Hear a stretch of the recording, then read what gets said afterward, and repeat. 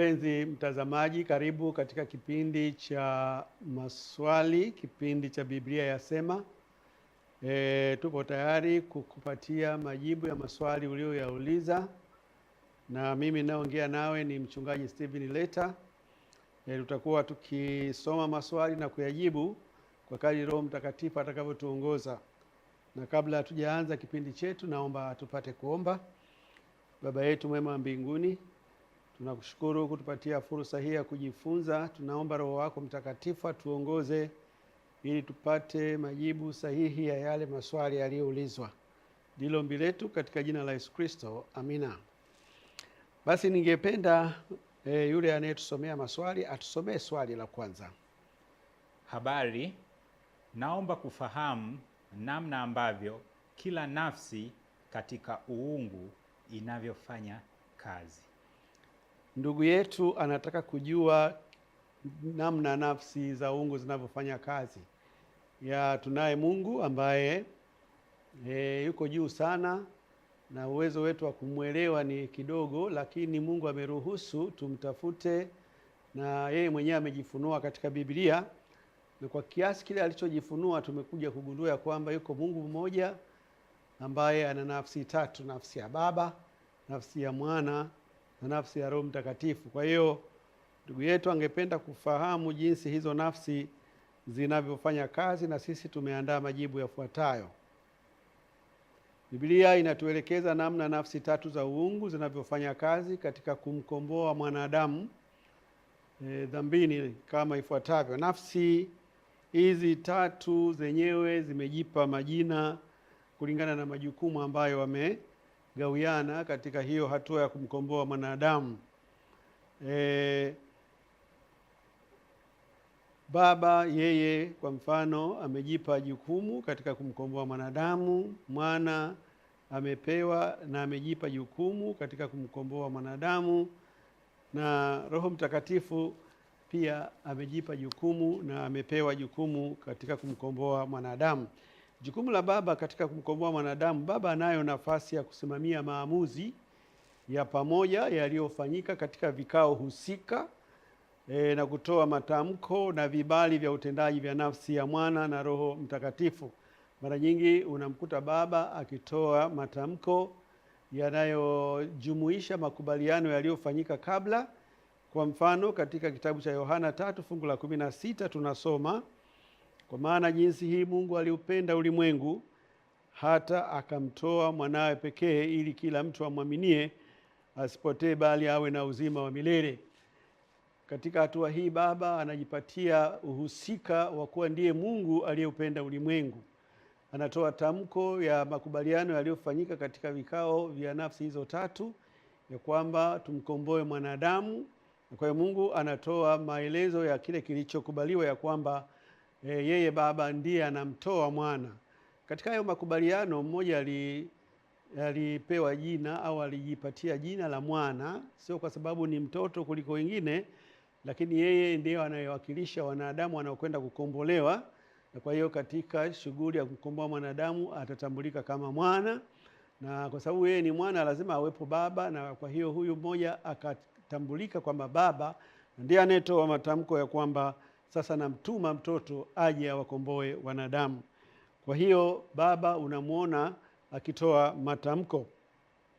Lakini katika kitabu cha Luka sura ya 3 fungu la 21 hadi 22 pia tunamuona huyo Baba akitoa tamko jingine. Ikawa watu wote walipokwisha kubatizwa na Yesu naye amebatizwa, naye anaomba, mbingu zilifunuka, Roho Mtakatifu akashuka juu yake kwa mfano wa kiwiliwili kama hua, na sauti ikatoka mbinguni, wewe ndiwe mwanangu mpendwa wangu, nimependezwa nawe. Hiyo sauti ni ya Baba tena akimtambulisha Yesu kama mwanae, na akiwasihi wanadamu waweze kumsikiliza kwa sababu yeye Baba anafikiana sana na kile huyo mwana anachokifanya.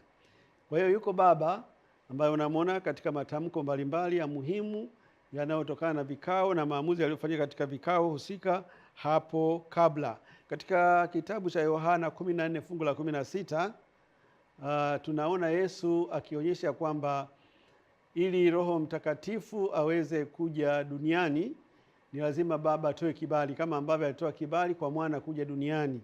Kwa hiyo hapa baba tena tunamwona akiwa amejivika uhusika wa yeye anayetoa vibali. Nami nitamwomba Baba, naye atawapa msaidizi mwingine ili akae nanyi hata milele. Kwa maana nyingine ni kwamba baba asipotoa hicho kibali, Roho Mtakatifu hawezi kuja. Baba pia asipotoa kibali, mwana hawezi kuja duniani. Unamwona akihusika hapa na kutoa matamko yanayoanzisha mchakato uliokubaliwa hapo nyuma wa jambo lolote lile linalohusika katika ukombozi, na hasa mchakato wa kuanza kwa shughuli za mwana hapa duniani na mchakato wa kuanza kwa shughuli za Roho Mtakatifu hapa duniani. Katika kitabu cha Mathayo 26 fungu la 39 tunasoma tena Yesu akiomba katika bustani ya Getsemane. Biblia inasema akaendelea mbele kidogo, akaanguka kifulifuli, akaomba akisema, Baba yangu, ikiwezekana kikombe hiki kiniepuke, walakini si kama nitakavyo mimi, bali kama utakavyo wewe. Yesu hamuombi Roho Mtakatifu, anamuomba Baba, kwa sababu ndiye alikuwa mwenyekiti katika kikao kilichofanya maamuzi ya kwamba yeye Yesu afanyike mwanadamu na aje kumkomboa mwanadamu kupitia maisha ya mateso. Na hapa kama mwanadamu alikuwa anakabiliana na hali ngumu sana ya jaribu la kwenda kusulubishwa. Ilikuwa ni muda mfupi kabla ya kwenda kusulubishwa. Kwa hiyo anachokiomba hapa ni kwamba Baba, kama mwenyekiti wa kile kikao kilichofanya maamuzi, akiona vema basi pabadilishwe kidogo kile ambacho anaenda kukikabili, kwa sababu kilikuwa kizito kuliko uwezo wake wa kukikabili. Lakini Baba alimtia moyo, akamwambia songa mbele, usipokubali kuyafanya yale tuliyokubaliana katika vikao vya hapo nyuma, hawa wanadamu hawatakombolewa. Kwa hiyo Baba hapa alionekana kuombwa kibali cha kufanya mabadiliko katika ule mpango wa wokovu, lakini Baba alisema makubaliano tuliyoyafanya yaendelee kuheshimiwa na waendelea kuyafanyia kazi, isipokuwa alitumiwa tu malaika wa kumtia nguvu. Tunaona hapo nafasi ya Baba. Katika kitabu cha Luka 12 fungu la 32 tunaona tena nafasi ya Baba ya kutoa ufalme. Baba anahusika katika kuwazawadia wanadamu kile ambacho wanatakiwa wapewe baada ya kushinda dhambi. Mpango wa wokovu umesimama katika hatua tatu. Hatua ya kwanza ni kuja kulipa adhabu ya dhambi. Adhabu ya dhambi ni mauti ya milele ambayo Kristo ndiye alichaguliwa kwenda kuifanyia kazi. Baada ya kuwa mwanadamu amelipiwa hiyo adhabu ya dhambi, hatua inayofuata ni kumsaidia mwanadamu kumtoa katika utumwa wa dhambi. Jukumu hilo anaenda kulifanya Roho Mtakatifu. Lakini jukumu la tatu ni kuwazawadia hao ambao wameshinda dhambi kwa msaada wa Yesu Kristo ambaye ni mwana, na kwa msaada wa Roho Mtakatifu kupewa urithi, kupewa milki ambayo utakuwa ni utawala, na hiyo ni kazi ambayo Baba peke yake ndiye amekasimiwa. Katika kitabu cha Luka 12:32 nasema, msiogope enyi kundi dogo, kwa kuwa Baba yenu ameona vema kuwapa ule ufalme. Anayetoa ufalme sio Yesu, anayetoa ufalme sio Roho Mtakatifu, anayetuzawadia ule urithi, anayetuzawadia ule ufalme ni Baba. Katika kitabu cha Danieli 7 fungu la 22 pia tunasoma hata akaja huyo mzee wa siku, huyu Baba wakati fulani anaitwa mzee wa siku, nao watakatifu wake aliye juu wakapewa hukumu, na majira yakawadia watakatifu wa umiliki ufalme. Kwa hiyo jukumu la kutoa tuzo, jukumu la kutoa zawadi, utakavyoviita vyovyote, kupewa urithi, kupewa umiliki, hilo linafanywa na Baba. Sasa tuangalie jukumu la mwana. Kazi ya mwana ni kuchukua asili ya mwanadamu kwa kufanyika yeye mwenyewe mwanadamu kwa hiari yake bila kushurutishwa au kuamuriwa, kwa lengo la kukidhi vigezo vya kumwokoa mwanadamu. Yesu kabla hajawa mwanadamu alikuwa Mungu, na hata alipokuwa mwanadamu alibaki na ule uungu wake. Yeye ndiye nafsi ambayo ina uungu na ubinadamu ndani yake, na hivi vilikuwa havigombani. Ule uungu wa Yesu haukuwa unafanya kazi yoyote mpaka pale tu ambapo makubaliano yalifanyika kabla ya kwamba uungu ungefanya jambo fulani.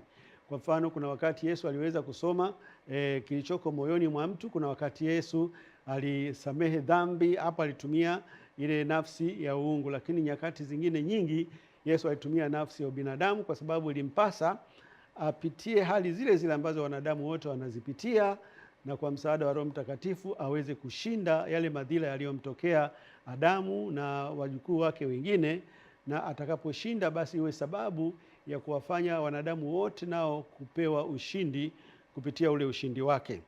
Kwa hiyo yeye alifanyika mwanadamu. Katika kitabu cha Wafilipi 2 fungu la 6 hadi la 8 tunasoma, ambaye yeye mwanzo, yani huyo mwana au Yesu, alikuwa yuna namna ya Mungu, yani alikuwa Mungu kabisa, naye hakuona kule kuwa sawa na Mungu kuwa ni kitu cha kushikamana nacho, bali alijifanya kuwa hana utukufu, akatoa namna ya mtumwa, akawa na mfano wa wanadamu. Tena alipoonekana ana umbo kama mwanadamu, alinyenyekeza akawa mtii hata mauti, naam, mauti ya msalaba.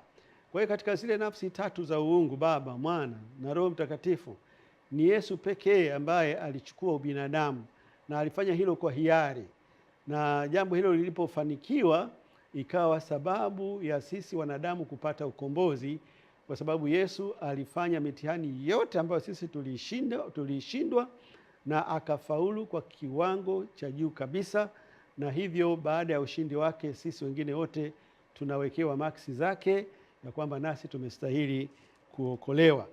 Kwa hiyo Yesu alifanyika mwanadamu, lakini haikuishia tu kufanyika mwanadamu na kuchukua adhabu ya wanadamu. Katika kitabu cha Petro wa kwanza 2 fungu la 24 tunasoma, yeye mwenyewe alizichukua dhambi zetu katika mwili wake juu ya mti, tukiwa wafu kwa mambo ya dhambi, tuwe hai kwa mambo ya haki, na kwa kupigwa kwake mliponywa.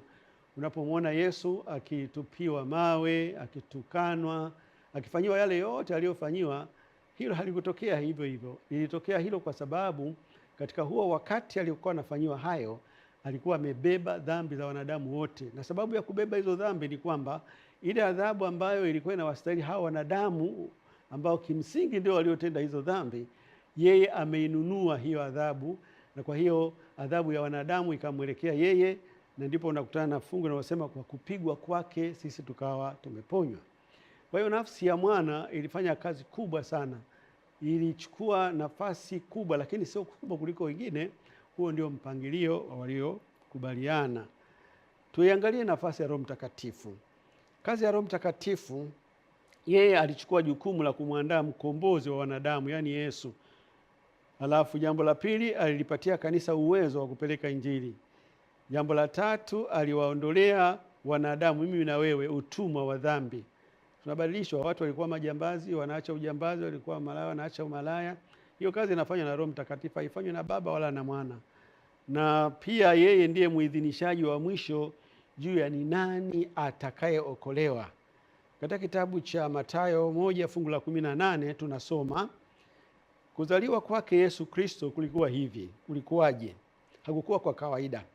Mariamu mama yake Yesu alipokuwa ameposwa na Yusufu, kabla hawajakaribiana, alionekana ana mimba kwa uwezo wa Roho Mtakatifu. Hii ndio mimba moja pekee iliyowahi kutokea duniani, na baada hapa haikutokea mimba nyingine ya namna hiyo, mimba isiyo na baba.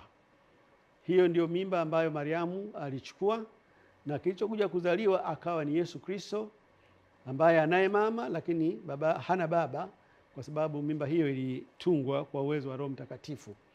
Hiki ni kipaji ambacho Roho Mtakatifu pekee aliruhusiwa kukifanya, kwamba mkombozi anakuja duniani, na mkombozi huyo ana asili ya uungu, lakini anatakiwa achanganyike na asili ya ubinadamu ili kukidhi kigezo cha kuokoa wanadamu. Na aliyepewa jukumu la kufanya muujiza huo usio wa kawaida alikuwa ni Roho Mtakatifu, sio Baba wala sio Yesu mwenyewe au Mwana. Kwa hiyo Roho Mtakatifu ndiye aliyemwandaa mwokozi wa ulimwengu na kuhakikisha kwamba analetwa duniani katika mazingira ya wanadamu, lakini tu alikuwa hana baba wa kibinadamu. Jambo jingine ambalo Roho Mtakatifu alilifanya katika kitabu cha Wakorintho wa kwanza 12 fungu la 8 hadi 11, Roho Mtakatifu ndiye anayeliwezesha kanisa. Analiwezeshaje kanisa? Anatoa vipawa, anatoa karama kwa waumini, na hizo karama ndizo zinazosaidia sana kupeleka Injili kwa kasi na kwa ufanisi mkubwa.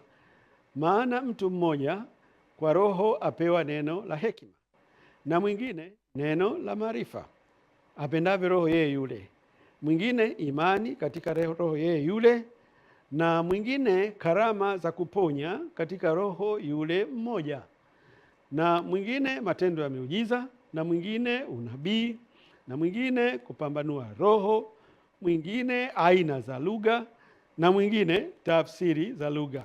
Lakini kazi hizi zote huzitenda Roho huyo mmoja, yeye akimgawia kila mtu kama apendavyo yeye mwenyewe. Roho Mtakatifu.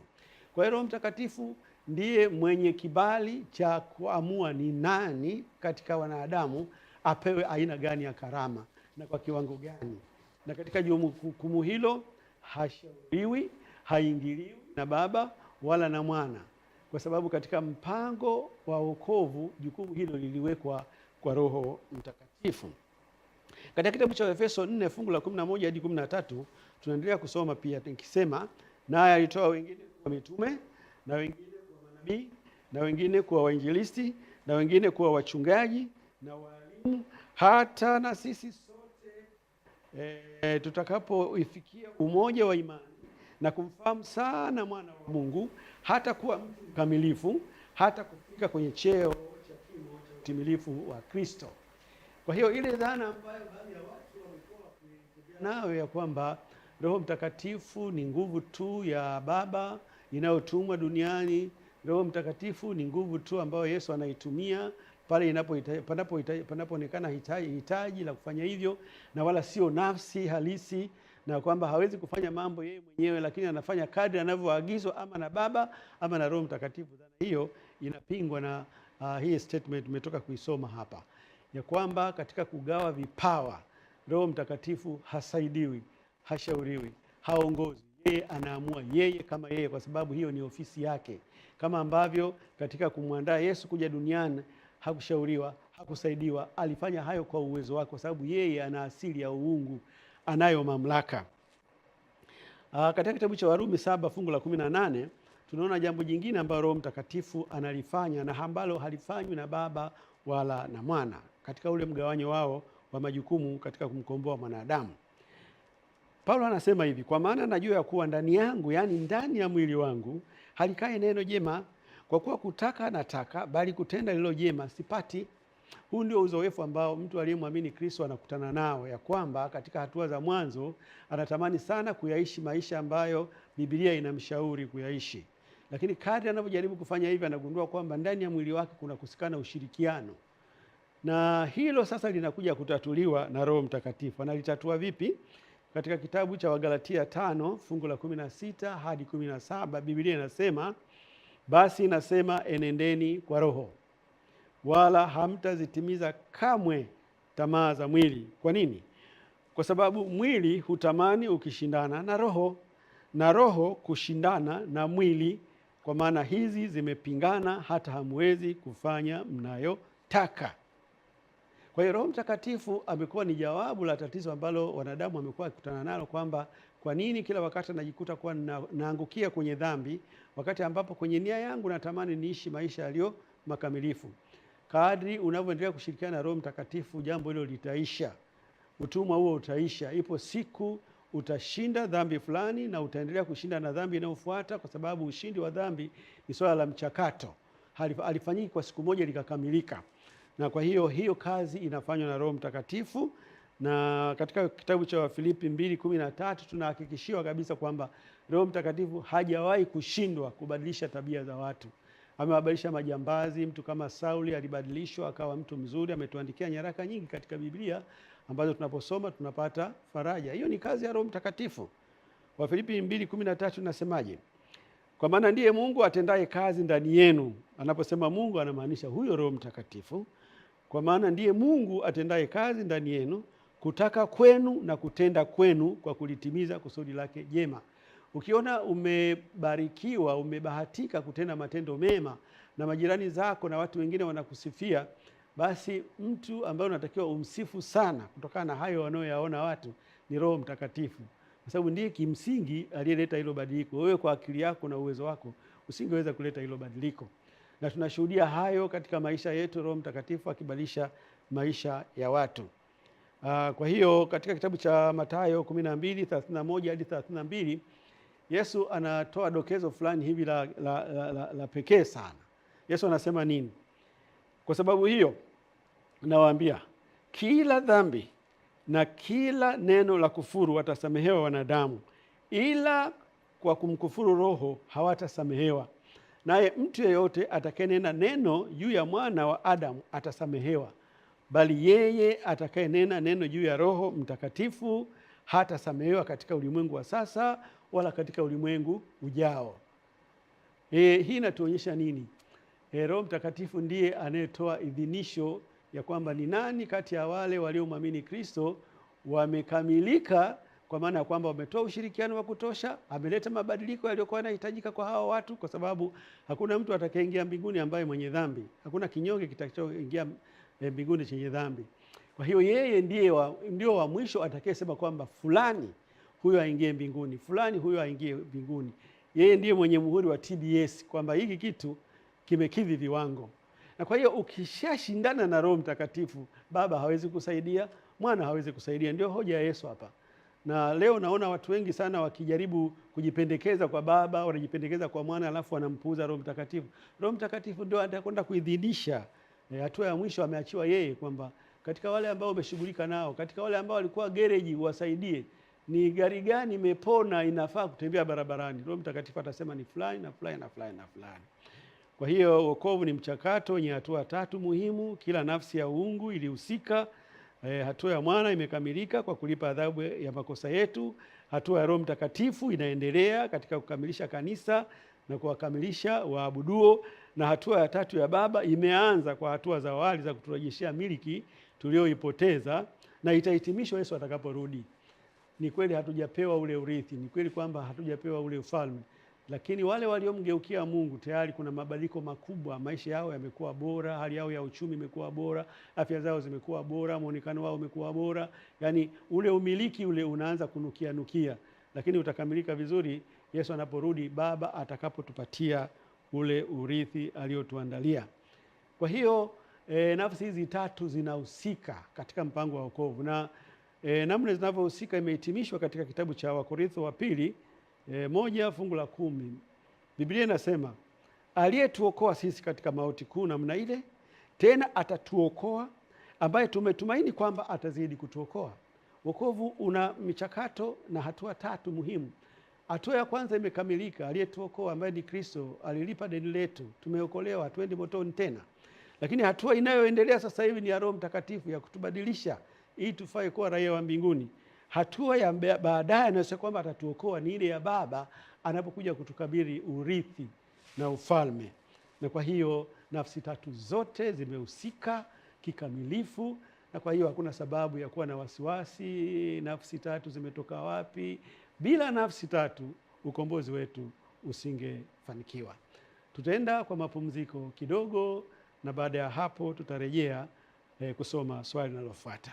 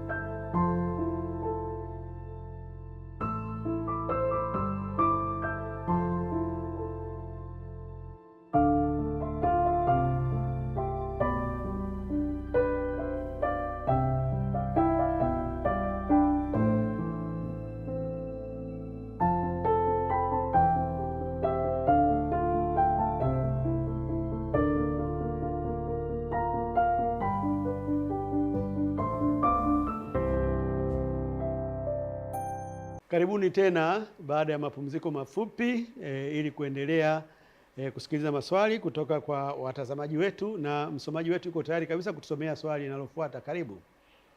Bwana ni mwema. Naomba fungu katika Agano Jipya linaloeleza amri 10 alizotaja Yesu. Naam, swali la mtazamaji wetu ni swali la muhimu. Watu wale wanaosoma Biblia wanakubaliana ya kwamba kuna amri 10 zilizotolewa na Mungu pale mlima wa Sinai kupitia kwa Musa, lakini baadhi wanatatanika kuona ya kwamba zile amri huenda zilikuwa zinahusu Agano la Kale, na baada ya Agano Jipya, baada ya Yesu kuja, pengine zile amri hazihusiki tena. Na kwa hiyo huyu mpenzi mtazamaji wetu alitaka kusomewa fungu au mafungu katika Agano Jipya yanayozungumzia zile amri zinazozipatikana katika Agano la Kale. Ni kweli katika Agano la Kale amri 10 zimetajwa pamoja katika kitabu cha Kutoka 20 fungu la 1 hadi 17 na Kumbukumbu la Torati sura ya 5 fungu la 6 hadi 21, unazikuta pamoja zote. Lakini katika Agano Jipya huwezi kuzikuta zote zikiwa mahali pamoja, ila unazikuta hapa na pale na pale na pale.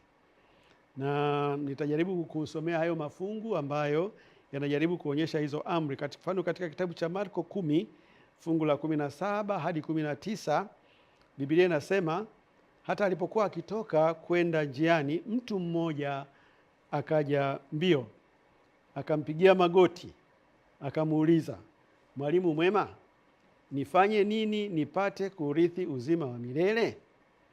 Yesu akamwambia, kwa nini kuniita mwema? Hakuna aliye mwema ila mmoja, ndiye Mungu. Wazijua amri: usiue, usizini, usiibe, usishuhudie uongo, usidanganye, waheshimu baba yako na mama yako. Hizi ni amri ambazo unazipata kule kwenye Agano la Kale, kwenye hayo mafungu niliyokusomea, Kutoka 20 na Kumbukumbu la Torati sura ya 5. Lakini hapa Yesu anazitamka tena. Thibitisho na ushahidi ya kwamba Yesu alikuwa anazitambua hizi amri, na alikuwa anazirudia hivyo kwa sababu alikuwa anajua kwamba zilikuwa na umuhimu kwenye Agano la Kale, lakini zina umuhimu pia katika Agano Jipya, tofauti na dhana ya watu wengine kwamba hizi amri zinahusika zaidi wakati wa Agano la Kale na kwa Wayahudi peke yake, lakini hazihusiani na watu wa Agano Jipya au watu wa mataifa mengine. Katika kitabu cha Mathayo 5 fungu la 26 hadi 27, Biblia inajaribu kututoa shaka ya kwamba Yesu hapingani na zile amri. Biblia inasemaje? Mmesikia kwamba imenenwa usizini, lakini mimi, na huyo ni Yesu anaongea, lakini mimi nawaambia, kila mtu amtazamaye mwanamke kwa kumtamani amekwisha kuzini naye moyoni mwake. Kwa hiyo kama Yesu alikuwa amekuja kuzibadilisha zile amri au kuziondoa, basi hapo angesema mmesikia kwamba imenenwa usizini, lakini mimi nawaambia zinini tu, haina shida. Kwa hiyo yale mawazo ambayo baadhi ya watu wanataka kutuaminisha kwamba Yesu hana shida kabisa zile amri, si ya kweli, kwa sababu Yesu mwenyewe anapigilia msomari zaidi. Yaani kama kule watu walikuwa wanaelewa kwamba kuzini ni kile kitendo tu, lakini Yesu anazungumzia hapa kuzini ni mpaka mawazo pia. Kwa Yesu anaziheshimu zile amri, hakuwa na mpango wa kuja kuzibadilisha kama baadhi ya watu wanavyodhani au wanavyotaka kuwaaminisha wenzao.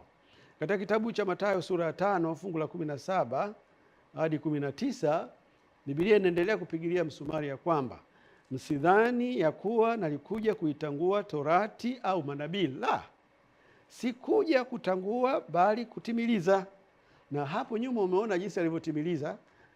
Mtazamo, uelewa wa wasomaji wa amri zile walikuwa wanajua kwamba kuzini ni kile kitendo tu peke yake.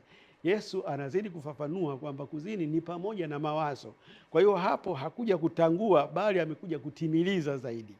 Na hiyo ndio kazi aliifanya sana, kufafanua sheria ilikuwa inakusudia nini, ilikuwa inalenga nini katika kipindi chote. Na hakuna sheria ambayo hakushughulika nayo. Sabato yenyewe alikuta inashikwa katika mfumo ulio tofauti kabisa na kusudio lake.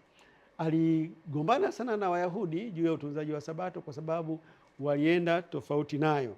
Ila hakuwa anakusudia kuipinga Sabato. Hakuwa anakusudia kupinga sheria yoyote ambayo unaona kwamba ameshughulika nayo. Ila alikuwa anaiweka vizuri ikae mahali pake panapohusika. Anasema sikuja kutangua bali kutimiliza, kwa maana amini nawaambia, mpaka mbingu na nchi zitakapoondoka, yodi moja wala nukta moja ya Torati haitaondoka hata yote yatimie. Basi mtu yeyote atakayevunja amri moja katika hizi zilizo ndogo na kuwafundisha watu hivyo, ataitwa mdogo kabisa katika ufalme wa mbinguni, bali mtu atakayezitenda na kuzifundisha, huyo ataitwa mkubwa katika ufalme wa mbinguni. Unaposikia mtu anaitwa mdogo katika ufalme wa mbinguni, Pilton, ni kwamba hutakuwa na nafasi kabisa, utakuwa tu kama hutatambulika, lugha nyingine hiyo. Kwa hiyo kuzifundisha amri za Mungu kama Yesu alivyokuwa akizifundisha ni wajibu wa mtumishi yoyote wa Mungu aliyeitwa kwa ajili ya kazi ya Mungu, na sio kuzipindisha au kuzihafifisha kwamba hazina umuhimu wote eti kwa vile tupo katika kipindi cha Agano Jipya. Katika kitabu cha Marko 7 fungu la 6 hadi la 8 tunakuta Yesu akitoa kauli fulani ya kutahadharisha. Nasema, akawaambia, Isaya alitabiri vema juu yenu ninyi wanafiki, kama ilivyoandikwa, watu hawa uniheshimu kwa midomo, ila mioyo yao iko mbali nami, nao waniabudu bure, wakifundisha mafundisho yaliyo maagizo ya wanadamu. Ninyi mwaiacha amri ya Mungu na kuyashika mapokeo.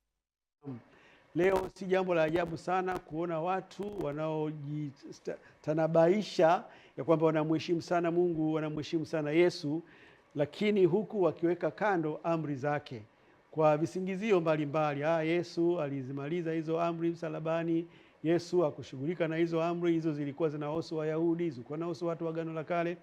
Yesu mwenyewe akiwa hapa duniani anatoa tahadhari ya kwamba unapofanya hivyo, ibada yako hiyo unayoabudu ni ya bure, ni kwamba haitambuliki. Maana kwamba ibada ni ya bure, haitambuliki. Kwa hiyo tahadhari hiyo, tusije tukafika mahali tukalaumiwa kama Yesu alivyowalaumu baadhi ya watu waliokuwa wanafundisha maagizo ya wanadamu na kuacha maelekezo yaliyo dhahiri kabisa ya amri 10 za Mungu yaliyopo ndani ya maandiko matakatifu. Sasa hapa nimekuwekea amri 10 kadri zinavyopatikana kwenye Agano Jipya. Amri ya kwanza inayosema usiabudu miungu mingine, tunaipata wapi katika Agano Jipya? Wakorintho wa kwanza 8 fungu la 6. Lakini kwetu sisi Mungu ni mmoja tu, aliye Baba, ambaye vitu vyote vimetoka kwake, nasi tunaishi kwake. Yuko na Bwana mmoja Yesu Kristo, ambaye kwake vitu vyote vimekuwapo, na sisi kwa yeye huyo.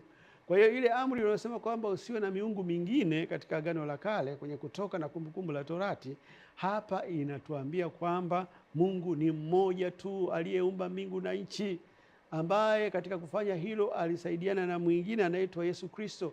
Hao ndio wanaostahili kuitwa miungu na hao ndio wanaostahili kuabudiwa. Amri ya pili, usijifanyie sanamu.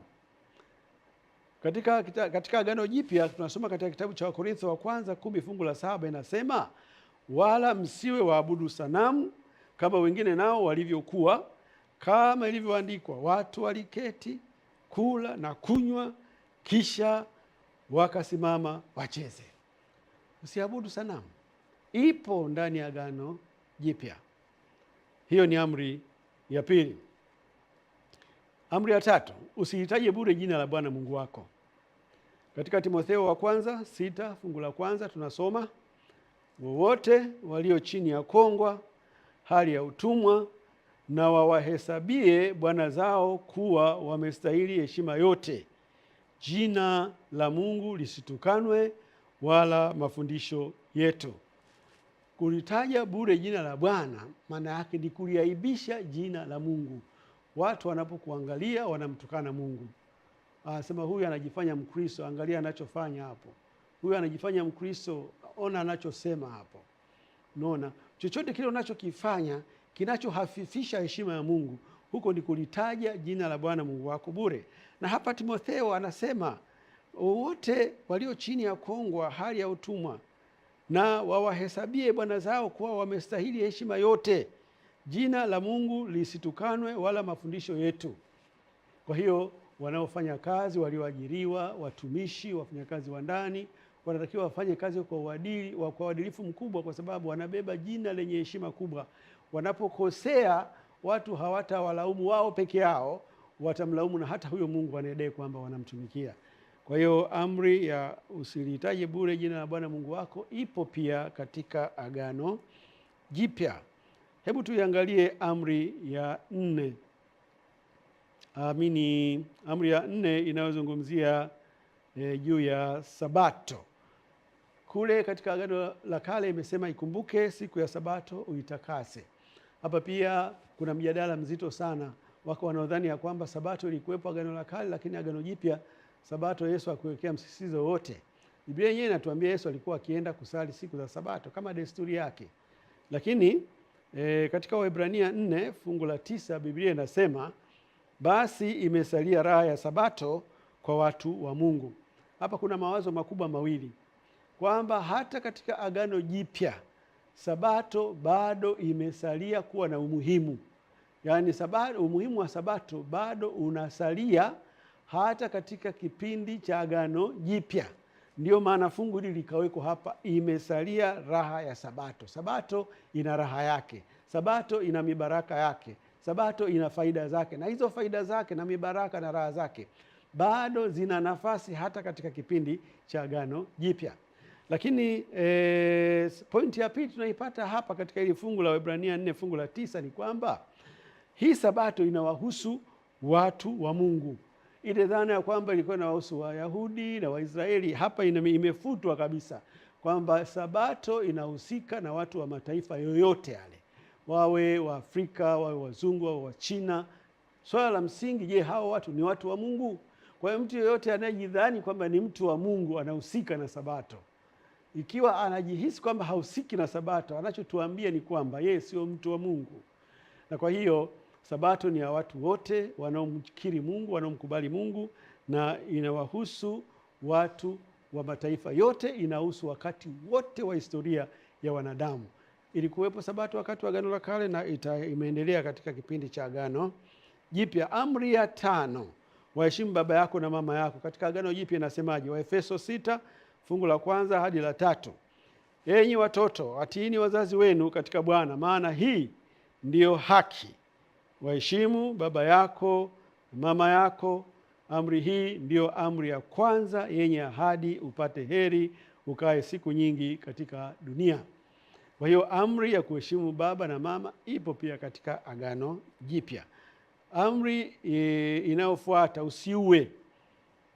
Katika kitabu cha Yakobo 2 fungu la 11 tunasoma maneno yafuatayo: kwa maana yeye aliyesema usizini pia alisema usiue. Basi ijapokuwa hukuzini, lakini umeua, umekuwa mvunja sheria. Kwa hiyo kuua kunakatazwa katika Agano Jipya kama kulivyokuwa kunakatazwa katika Agano la Kale. Kwa hiyo amri za Mungu zinaendelea katika Agano Jipya. Amri inayofuata, amri ya usizini, ilikuwepo katika amri zile za Agano la Kale, lakini ipo pia katika Agano Jipya. Waebrania 13 fungu la 4 Biblia inasema ndoa na heshimiwe na watu wote, na malazi yawe safi, kwa maana waasherati na wazinzi Mungu atawahukumia adhabu. Ni kwa namna gani unapata ujasiri wa kusema amri hizi zote zilishia msalabani au zilikuwa zinahusika tu na Agano la Kale, wakati huku kwenye Agano Jipya zimetapakaa kila mahali?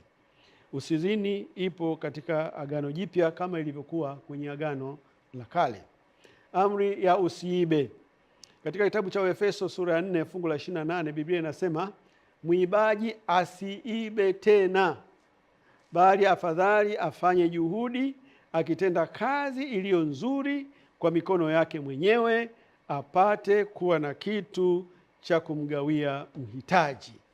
Kwa hiyo amri ya usiibe bado ina nguvu.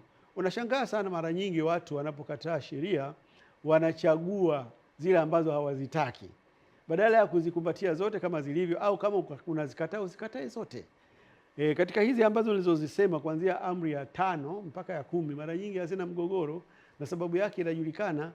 Amri zinazoratibu mahusiano ya wanadamu, wale maadui wa sheria hawakuzigusa hata kidogo. Walizozigusa ni zile zinazoratibu mahusiano ya mwanadamu na Mungu, ambayo ni amri ya 1 mpaka ya 4. Na hasa hiyo ya 4 hiyo ndio imeshambuliwa, imepigwa mabomu na kuchakazwa, lakini habari njema bado imeendelea kusurvive na bado inadunda, ipo mpaka leo. Katika amri nyingine ni ile inayosema usishuhudie uongo. Ilikuwepo katika Agano la Kale na ipo katika Agano Jipya kwenye Ufunuo 21 fungu la 8.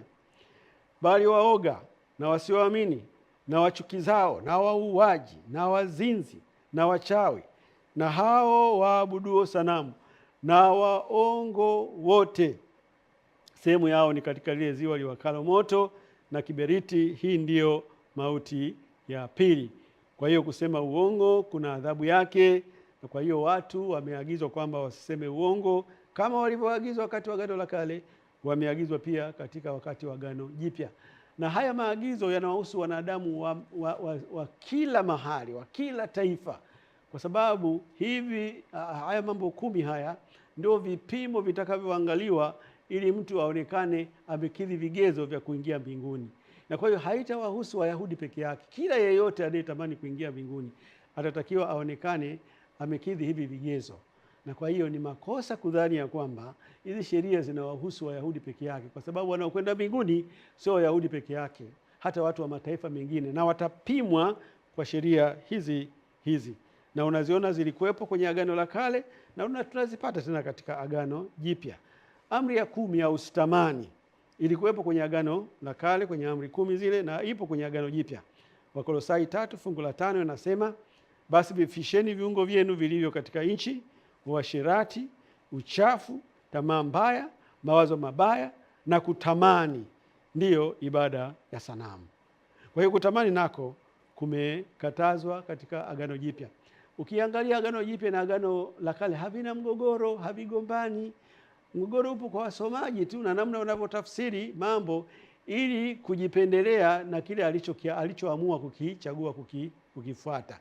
Katika kusoma Biblia hutakiwi kuchagua mafungu unayoyataka na kuyaweka pembeni mafungu usiyoyataka. Huo mfumo hautakusaidia katika kumwelewa Mungu, hautakusaidia katika kuokolewa. Kwa hiyo tumethibitisha kabisa ya kwamba Agano la Kale na Agano Jipya halina mgogoro juu ya amri. Amri zile zilitolewa kwa Wayahudi na amri zile zilitolewa kwa wanadamu wote na wa vizazi vyote, sio katika kizazi kile cha Agano la Kale au kizazi Yesu alipokuwa anaishi. Hizi amri zinahusika mpaka leo katika wakati wetu. Shida iliyotokea ni kwamba Shetani ndiye adui wa hizi amri, na yeye anajua kwa nini hizi akizibomoa anafaidika. Anafaidika vipi? Wanadamu wanapokwenda kinyume na hizi amri, kwa sababu kwa mfano ukiweza kushika amri zote 10 lakini kushika amri zile 4, tayari umemwondoa Mungu pale, unabaki tu na amri za mahusiano ya wanadamu wenzako, na lengo lake ilikuwa ni hilo, kumwondoa Mungu katika mioyo ya wanadamu. Lakini kwa sababu anajua kwamba sio rahisi kuziondoa amri zote 4, watamshtukia. Alichofanya, ameshughulika zaidi na amri ya pili ya kuabudu sanamu. Ameruhusu masanamu katika nyumba za ibada, lakini ameshughulika amri ya 4 ambayo kimsingi ndio inayomtambulisha Mungu aliyetoa sheria. Maana kwenye ya 4 ndipo unasikia kwamba mimi ndiye Bwana Mungu wako niliyeumba mbingu. Mungu anajitambulisha anakomiliki, eneo analomiliki ni mbinguni na duniani, na anajitambulisha kwamba kwa nini yeye amepewa hadhi kubwa namna hiyo, kwa sababu uwezo wa kuumba hakuna Mungu mwingine anao. Sasa unapokuwa umeondoa kile kipengele cha kumtambulisha Mungu, ukabaki tu na kitu kinasema shika kitakatifu siku ya Bwana, swali ni hili: kwa nini humtambulishi huyo Mungu aliyetajwa kwenye hiyo amri? Una ajenda gani? Unataka kumtoa Mungu katika mawazo yetu? Kwa nini usiliache fungu lisomeke kama lilivyokuwa kwamba mimi ndiye Mungu niliyeumba mbingu na nchi, na kwa hiyo upumzike siku hiyo ili kukutambulisha kwamba mimi nakumiliki. Shetani alikuwa na hilo lengo na ameshughulika sana na hizo amri zinazoonyesha mahusiano ya Mungu na wanadamu. Lakini hizi zingine kuanzia amri ya 5 mpaka ya 10 wala kuwa na shida nazo. Na ile ya 10 sasa wajanja kwa akili yao, lakini ambao nyingine ni kama malofa tu, wakaichukua ile ya 10 wakaigawa vipande viwili kufidia ile ya pili walioiondoa ya kuabudu sanamu. Naenda katika katekisimu na vitabu vingine vya mafundisho ya dini zingine, huikuti ile amri ya pili, na imefidiwa kwa kuipasua ile ya 10 vipande viwili, kitu ambacho Mungu wala hakuwa amelenga hivyo. Kwa hiyo kuna hujuma kubwa sana imefanywa katika mpango wa wokovu, na lengo ni kuwafanya wanadamu wasiokolewe. Unapoenda mbinguni ukiwa umeshika tu amri moja lakini zingine hujazishika, utakataliwa tu kwa namna yoyote ile, na hilo ndilo shetani analolilenga. Uende pale unaambiwa kwamba amri ya 4 mbona hatuioni hapa? Amri ya 4 iko wapi? Hatuioni amri ya 4 katika maisha yako hapa. Ipi? Sabato. Unakwama pale getini wakati wenzako wanaingia. Ndio mpango, na sisi tuko hapa kuwasaidia ili watu waelewe huo mpango mwovu kabisa usio na maana, na warejee katika mpango wa Mungu. Mungu alikusudia zile amri zidumu mpaka mbinguni, kwa sababu zile amri unapoenda mbinguni unazikuta vile vile zilivyo. Hata hiyo sabato kule mbinguni unaikuta vile vile ilivyo kuwa wakati Yesu alipokuwa hapa duniani, na ilivyokuwa kabla dhambi haijaingia, na ilivyo leo. Kwa hiyo hauna sababu ya kugombana na amri, kwa sababu hata hivyo unafikiri wewe unayefanya, ni Yesu anayetusaidia kuzishika zile amri. Tumefikia muda kwenda kupumzika, na kwa hiyo tunaenda kwa mapumziko kidogo, halafu tutarejea kwa ajili ya kumalizia maswali yaliyobakia.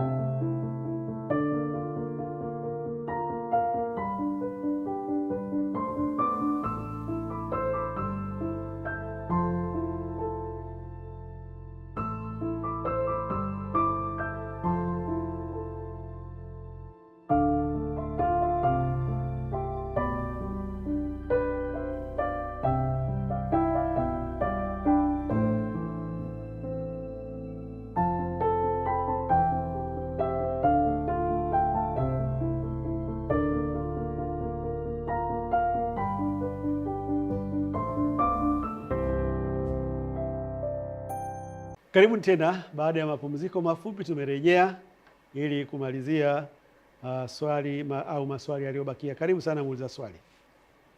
Bwana Yesu asifiwe. Amen. Naomba niulize, nini maana ya nguzo ya chumvi? Naam, huyu rafiki yetu anauliza swali, anasema nini maana ya nguzo ya chumvi? Ni kweli Biblia imeandika kwamba kuna binadamu mmoja alifanya kosa fulani na akageuka akawa nguzo ya chumvi, na huyu binadamu si mwingine ni mkewe Lutu. Ni tukio la kusikitisha sana lililotokea katika siku za huko nyuma, na anataka kujua inakuwaje yeye amekuwa nguzo ya chumvi. Majibu. Wakati mji wa Sodoma uliokuwa umekubuhu kwa uovu, na uovu wa Sodoma mkubwa sana ni huu ambao leo hii umekuja kwa kasi kubwa sana ya ulawiti. Walikuwa na dhambi hiyo sana kwa kiwango kikubwa. Kwa hiyo Mungu akatuma wajumbe ambao walitembelea mji huo na wakajiridhisha kwamba kwa kweli huo uovu umeshamiri sana, na kwa kuwa kule mbinguni ilikuwa imeazimiwa kwamba itakapothibitika kwamba uovu huo ndivyo ulivyo, unajua Mungu hawezi kuleta adhabu mpaka ajiridhishe. Kwa sababu hataki kumwonea mtu. Baada ya kujiridhisha, basi huo mji ukawa umekidhi vigezo vya kuangamiza. Wakati mji wa Sodoma ulipokubuka uovu, ulipoangamizwa kwa moto, Mungu kwa mkono wa malaika aliwaongoza Lutu, mkewe na binti zao wawili, kwa sababu pamoja na kuwabembeleza watu wa mji wa Sodoma usiku kucha, Lutu alifanya hiyo kazi ya kuwatembelea majirani zake, marafiki zake, lakini alifanikiwa tu kushawishi mke wake na mabinti zake wawili. Ndio waliokubali wito wa malaika wa kujiponya. Ilikuwa jambo rahisi. Wokovu ulikuwa wala hauna masharti ya kutoa pesa, kwamba jamani, watakao kubali kuondoka katika huu mji waende kule pembeni, basi hawatakutana na madhila yatakayowapata watu watakaong'ang'ania hapa. Ni kama vile inavyotolewa leo wakati mji inapotaka kuangamizwa, hata kule mliokuwa mnafuatilia kule Gaza, wakati wa Palestina na Waisraeli wanapigana vita, walitoa maonyo kwamba watu waondoke katika mji wa Gaza. Kesho ukishafika kesho tunaupiga. Ndivyo ilivyotokea Sodoma. Kwa hiyo wakati wanapoondoka, malaika wametangulia mbele, wameshika mkono Lutu, wameshika binti zake wawili, na huyu mama ameshikwa mkono, nadhani alikuwa ameshikwa mkono. Waliambiwa jambo moja, ya kwamba msiangalie nyuma. Na ukumbuke kwamba agizo hilo lilikuwa gumu kidogo kulitii, kwa sababu ule mji wa Sodoma ulikuwa umekuwa na mafanikio makubwa sana, yani kwa maana ya maendeleo. Kulikuwa na swimming pools katika huo mji, yani mabwawa ya kuogelea. Ulikuwa ni sawa na miji kama hii ya Dar es Salaam na kwingineko. Na ndio maana Yesu alitoa mfano kwamba kama ilivyokuwa Sodoma, yani Sodoma haukuwa nyuma sana kama ilivyo New York, kama ilivyo Washington, ilivyo miji mikubwa sana yenye anasa. Na kwa hiyo kuamini kwamba ule mji unaangamia, unaungua kwa moto, ilikuwa ni jambo ambalo akili inagoma sana kulikubali. Lakini walikuwa wanaona miale ya moto mbele yao inaakisi moto unaounguza nyuma. Walikuwa wanasikia vilio vya watu wanaougulia huko nyuma. Walikuwa wanasikia jinsi majumba yanavyolipuka na vichwa vya watu vinavyolipuka. Sasa umeambiwa usigeuke. Huwa sio jambo rahisi. Lakini sasa adhabu yake kwamba atakayegeuka atakuwa nguzo ya chumvi. Wewe na mimi tunaweza tukajadiliana leo tukasema hiyo adhabu Mungu aliyotoa ilikuwa kubwa sana, kwani mtu kugeuka tu akaangalia kama nyuma yake naungua kulikuwa na shida gani mpaka akamgeuza kuwa nguzo ya chumvi.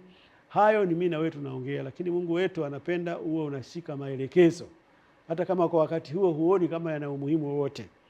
Kwa hiyo kwa bahati mbaya huyu mwanamke aligeuka nyuma. Hebu tusome habari hiyo katika kitabu cha Mwanzo 19 fungu la 24 hadi 26.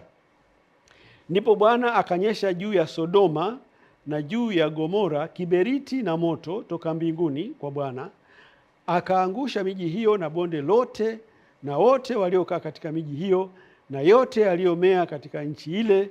Lakini mkewe Lutu akatazama nyuma yake, akawa nguzo ya chumvi.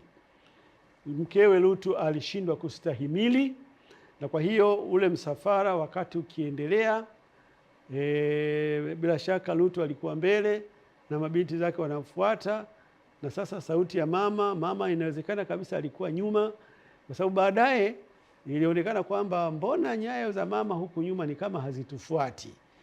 Mama amepatwa na shida gani? Tuko naye kwenye safara, na pengine hata mabinti zake walijaribu kuita, mama upo? Lakini sharti ni kwamba usigeuke nyuma. Mama yao alishindwa kustahimili.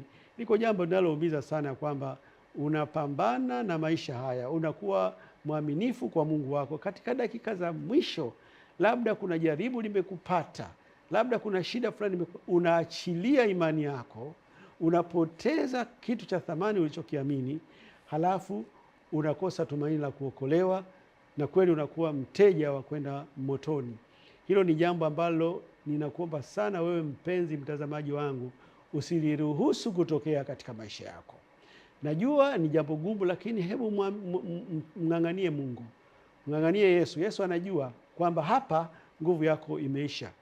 Nipata kisa cha mtu ambaye walikuwa wamechukuliwa na maji, na akabahatika kwenda kukamata mti fulani, akaukumbatia ule mti, na maji yakawa yanampita hapo, mengine anataka kuingia mdomoni, anakwepa.